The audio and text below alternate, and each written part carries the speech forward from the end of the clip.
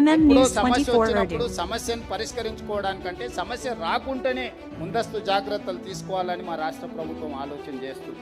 అందుకే ఈరోజు మనకు కావాల్సిన ఇంకా ప్రైమరీ హెల్త్ సెంటర్ లేకపోతే నేను మేజర్గా మెడికల్ కాలేజ్ టీచింగ్ కాలేజెస్ ఏవైతే ఉన్నాయో ఆరోగ్యశ్రీ సిస్టమ్ని అంతా కూడా ఆయా ఏరియాలలో వాటి కిందకి తీసుకురావాలని ఆలోచన చేస్తున్నాం.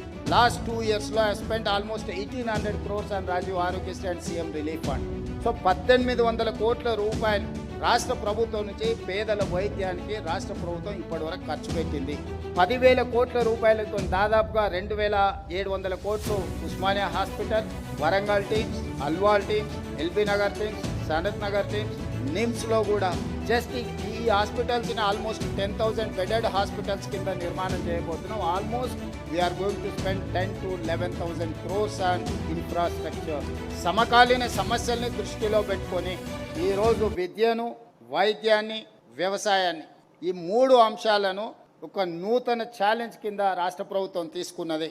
అందుకే విద్యాశాఖ నా దగ్గర పెట్టుకున్న, వైద్య శాఖ మిత్రులు దామోదర్ రాజనరసింహ గారికి ఇచ్చిన ప్రత్యేకమైన దృష్టి పెట్టి పేదలకు విద్య, వైద్యాన్ని సంపూర్ణంగా రాష్ట్ర ప్రభుత్వం తరఫున అందించగలిగినప్పుడు 90% రాష్ట్రంలో ఉండే సమస్యలు మేము పరిష్కరించిన వాళ్ళమే అవుతాం. తెలంగాణ రాష్ట్రంలో ఉండే 1,15,00,000 కుటుంబాలకు జీవిత బీమా తీసుకురావాలని మా రాష్ట్ర ప్రభుత్వం భావిస్తుంది.